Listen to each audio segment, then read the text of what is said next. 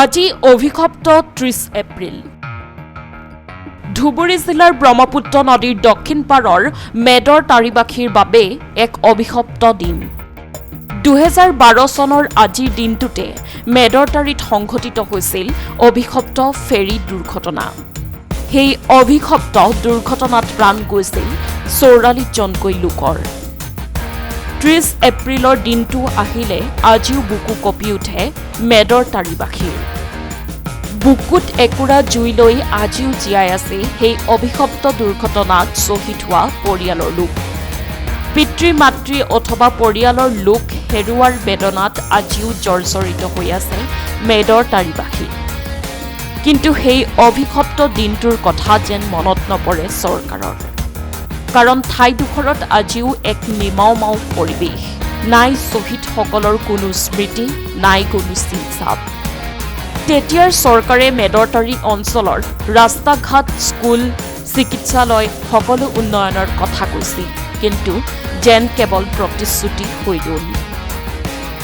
AIUDF প্ৰধান তথা তেতিয়াৰ সাংসদ মৌলানা বদৰুদ্দিন আজমলে ঠাইডোখৰলৈ দিব বিচাৰিছিল ১৮ জন বিধায়কৰ দৰমহা। সকলোৱে যেন পাহৰি গ'ল সেই অভিশপ্ত দিনটো। কেৱল পাহৰিব পৰা নাই যিসকল লোক শ্বহীদ হৈছে তেওঁলোকৰ সন্তান অথবা পৰিয়ালৰ লোকে। আজি ৩০ এপ্ৰিল। প্ৰথমতে আমি সংবাদ মাধ্যমক ধন্যবাদ জ্ঞাপন কৰিছো। আজিৰ দিনটো আমি পাহৰিব পৰা নাই। আজিৰ দিনটো ২০১২ চনৰ ৩০ এপ্ৰিলত বিশ্ব কপাইজ এটা নাও দুৰ্ঘটনা আমাৰ এইখিনি ঠাইত হৈছে। আমি আছিলো, লাখ লাখ মানুহ আহিছিল, চাবলৈ আহিছিল। প্ৰায় ৫০ৰো অধিক মানুহ মৃত্যু হৈছে আৰু ৫০ৰ নিচিনা মানুহ মিচিং হৈ আছিল, পোৱাই নাই। ব্ৰহ্মপুত্ৰ নদীৰ কিছুমান বাংলাদেশত গুচি গৈছিল ডেড বডিটো। তো সঁচাকৈয়ে মানে দুখ লগা কাহিনী। আজি সেইখিনি ঠাইত আমি ভৰি দিছো। মানে আমি এটা দেখা পাইছো প্ৰতি বছৰত মানে আমাৰ যিবিলাক সংবাদ মাধ্যম আছে তেখেতে কিন্তু পাহৰিব পৰা নাই। কাৰণ আমি নিউজৰ চেনেলৰ জৰিয়তে আমি দেখা পাওঁ ছচিয়েল মিডিয়াত, সামাজিক মাধ্যমত যে সেই ২০১২ চনৰ ৩০ এপ্ৰিলৰ কাহিনীটো মানে সামাজিক মাধ্যমত দাঙি ধৰিছে। তো যাৰ কাৰণে আমি আজি সেইখিনি ঠাইত আহি আমি মৃত্যু হোৱা পৰিয়ালবৰ্গলৈ মানে শ্ৰদ্ধাৰে সুঁৱৰিছো। কি ক'ব, উন্মুক্ত অৱস্থাতে আপোনালোকে শ্ৰদ্ধা কৰিলে?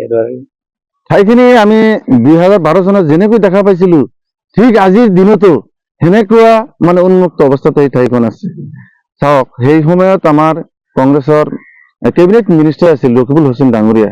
তেখেতে ইয়াত বাহৰ পাতি আছিল আৰু তেখেতৰ দায়িত্ব আছে। ৰাহুল গান্ধীও আহিছিল সেই সময়ত। আমি দেখা পাইছো সি কিছুমান প্ৰতিশ্ৰুতি দিছিল ইয়াত যে ইয়াত এটা শ্বহীদ বেদী বনাই দিব আৰু এই বুঢ়াবুঢ়ী ঘাটটো একটা বাণিজ্য কেন্দ্ৰ, এটা মানে ফেৰী দিয়াৰ ব্যৱস্থা কৰিব, এনেকুৱা প্ৰতিশ্ৰুতি দিছিল। মেট্ৰিক হস্পিটেল, ষ্টেট ডিছপেঞ্চাৰী, এই হস্পিটেল এখন 30 বেডেড হস্পিটেল বনাই দিয়াৰ কথা আছিল। তাৰপিছত টিকৰিকলাৰ পৰা যিটো ৰাস্তা, যোগাযোগ ৰাস্তাটো ঠিক কৰি দিব, এনেকৈ বহুত প্ৰতিশ্ৰুতি দিছিল, কিন্তু আজিলৈকে এটাও দিয়া নাই। কিন্তু আমি দেখা পাইছো অসমৰ মুখ্যমন্ত্ৰী হিমন্ত বিশ্ব শৰ্মা হোৱাৰ সময়ত এইটো ৰাস্তা পকা ৰাস্তা হৈছে। তাৰপিছত যিটো ধুবুৰীলৈ যোৱাৰ যিটো ফেৰীটো আমি পাইছো আৰু কি। সেই সময়ত ৰকিবুল মিনিষ্টাৰ ধুবুৰী জিলাৰ গাৰ্জন মন্ত্ৰী আছিল। বৰ দুখ লগা কথা, আজি সেই মানুহজন আমাৰ ধুবুৰীত নগাঁৱৰ পৰা আহি নিৰ্বাচন কৰি আছে। কিন্তু এই বুঢ়া বুঢ়ী যে ইয়াত আহিছিল এই মানুহজন, আজিৰ দিনটোৰ কথা অলপ হলে মনত পেলাব লাগিছিল যে আমি তাত এক সপ্তাহ বাহৰ পাতি আছিলো, সেই সময়ত আমি মন্ত্ৰী আছিলো আৰু কিছুমান প্ৰতিশ্ৰুতি দিছিলো। সেই ঠাইখিনি অলপ যাই মই মানে পৰিদৰ্শন কৰি আহো, কিন্তু দেখা গল মানে কোনো ধৰণৰ ৰাজনীতিক নেতা পালি নেতা ইয়াত ভৰি দিয়া নাই। আবেগ অন্তৰত ভাবি উঠে। আমাৰ নিজৰে পেহী আছিল কুমৰীগাঁৱৰ ইনাবালা দাস, আৰু লগতে বহুতো মানুহ আছিল। প্ৰথমতে মই আপোনালোকক সাংবাদিক বন্ধুসকলক অশেষ অশেষ ধন্যবাদ জ্ঞাপন কৰিছো, কিয়নো আপোনালোকে এই ঠাইখিনিত প্ৰত্যেক বছৰে আহি তেখেতসকলৰ আত্মাৰ সদগতিৰ কাৰণে ধূপ চাকি জ্বলাই প্ৰাৰ্থনা কৰে। তাৰ লগত কেইজনমান স্থানীয় মুৰব্বীসকলো থাকে। আৰু ইয়াতে আমাৰ যিবিলাক মানুহ আহিছিল, প্ৰথমতে মিনিষ্টাৰ বিলাক আহিছিল, তেখেতসকলে যিবিলাক প্ৰতিশ্ৰুতি দিছিল কোনো এটাই ফলপ্ৰসূ হোৱা নাই। আমাৰ অসম চৰকাৰৰ যিহেতু মুখ্যমন্ত্ৰী হিমন্ত বিশ্ব শৰ্মা ডাঙৰীয়াই যিটো কয় কৰি দেখুৱায়। আমি ইয়াৰ পৰাই এইখন মেজৰটাৰী লঞ্চ দুৰ্ঘটনা পতিত ঠাইৰ পৰাই তেখেতক অনুৰোধ জনাইছো, তেখেতে যাতে অতি সোনকালে আমাৰ ইয়াত মেজৰটাৰীৰ ৰাস্তা ঘাট, ৰাজ্যিক যিটো চিকিৎসালয় আছে আৰু শ্বহীদ বেদী এটা দিব বুলি আশাবাদী। বহুত দুখ লগা ঘটনা। 2012 চনৰ 30 এপ্ৰিলৰ সময়, তেতিয়া 4:45 এনেকুৱা এটা সময় আছিল। কাল ধুমুহা আহি, পশ্চিমৰ পৰা এটা কাল ধুমুহা আহি হঠাৎ নাওখন দুৰ্ঘটনাত পতিত হয় আৰু প্ৰায় 300 যাত্ৰী লৈ আহিছিল ধুবুৰীৰ পৰা, আমি শুনা পাইছিলো।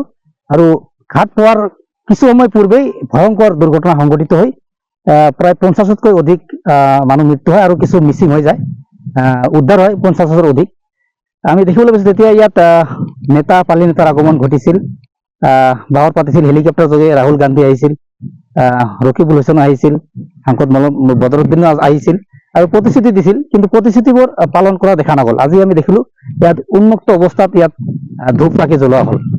তেখেতসকলৰ মানে আত্মাৰ শান্তিৰ কাৰণে ইয়াত শ্ৰদ্ধাঞ্জলি জনোৱা হ'ল। কিন্তু এটা কথা, ইয়াত ইমান সময় 11টা বছৰ পাৰ হৈ গ'ল, ইমান সময় পালে ৰাজনৈতিক নেতাসকল বা দল সংগঠন বা চৰকাৰ, কিন্তু ইয়াত শ্ৰদ্ধাঞ্জলি এটা যে শ্বহীদ বেদী বনাব লাগে সেইটো কাৰো মানে মনত নহল বা এইটো কৰাৰ কোনো সময় নহল। আৰু ইয়াত যে স্থায়ীভাৱে এখন ঘাট, ফেৰী ঘাট, আজি চাওক, আজি বোলে চহৰৰ মাজত, কালি আকৌ ইয়াত এনেকৈয়ে মানে ফেৰী ঘাট চলি আছে, কিন্তু স্থায়ীভাৱে ইয়াত ফেৰী ঘাটৰ কোনো ব্যৱস্থা নহল। ৰাস্তা ঘাট, আজি আপুনি নিজে আহিছে দেখিছে কেনেকুৱা ৰাস্তা ঘাটৰ কোনো ব্যৱস্থা নহল। আচলতে কি ক'ম, দুখৰ বিষয়। গোৱালপাৰা লক্ষীপুৰৰ পৰা শ্বহীদ ৰাব্বানীৰ ৰিপৰ্ট, সংবাদ লহৰ।